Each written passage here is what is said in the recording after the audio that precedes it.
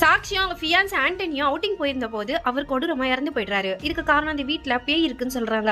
இப்ப மகாலட்சுமிங்கிறவங்க தான் இந்த கேஸ் இன்வெஸ்டிகேட் பண்றாங்க. சாக்ஷி டெஃப் அண்ட் டம் இவங்களுக்கு இருக்க ஒரே ஃப்ரெண்டு சோனாலி தான். சோனாலியுமே இவங்க மேல ரொம்ப பொசசிவா இருப்பாங்க. இவங்களுக்கும் ஆண்டனிக்கும் என்கேஜ்மெண்ட் ஆனதுக்கு அப்புறமா சோனாலி காணாம போயிடுவாங்க. சாக்ஷி சோனாலியும் வளர்ந்த ஆர்ஃபனேஜ்ல போய் இப்ப மகாலட்சுமி விசாரிக்கிறாங்க. ஆக்சுவலா சோனாலியோ 6 மாசம் ஜெயில் தண்டனை அனுபவிச்சிருப்பாங்க. சாக்ஷி சோனாலியும் ஒரே ரூம்ல தான் அந்த ஆர்ஃபனேஜ்ல வளர்ந்திருப்பாங்க. இப்ப அந்த ரூமை போய் சர்ச் பண்ணி பார்த்ததுல சோனாலியோ ஒரு டிராயிங் வரைஞ்சிருக்காங்க. ஆக்சுவலா அதுல இருக்கிற மாதிரி தான் ஆண்டனியுமே இறந்து போயிருப்பாரு.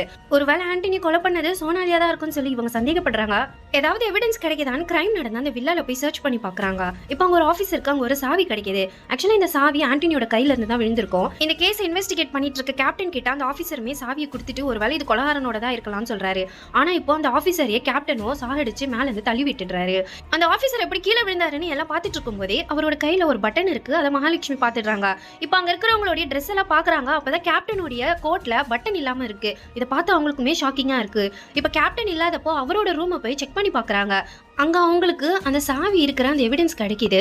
கேப்டனுக்கே தெரியாம இவங்களும் கேப்டனை ஃபாலோ பண்ண ஆரம்பிக்கிறாங்க. அவரு ஊருக்கு ஒதுக்குப்புறமா இருக்கிற ஒரு வீட்டுக்கு போறாரு. இவங்க அவருக்கு தெரியாமல அந்த வீட்டுக்குள்ளேயும் போயிடுறாங்க. பார்த்தா அந்த வீடு இறந்து போன ஆண்டனியோட வீடு. கேப்டனுமே சிசிடிவி செக் பண்ணலாம்னு நினைக்கிறாரு. ஆனா அங்க ஹார்ட் டிரைவ் காணோம். கேப்டனே இப்ப அங்க இருந்து கிளம்பிடுறாரு. மகாலட்சுமி வெளியே போலான்னு நினைக்கிறாங்க. ஆனா பார்த்தா இப்போ 2 நாய் இவங்கள முறைச்சு பார்த்துட்டு இருக்கு. ஆண்டனி வீட்டுல இருந்த சிசிடிவி ஃபுட்டேஜா திருடினது வேற யாரும் இல்ல, போட்டோகிராஃபர் விவேக் தான்.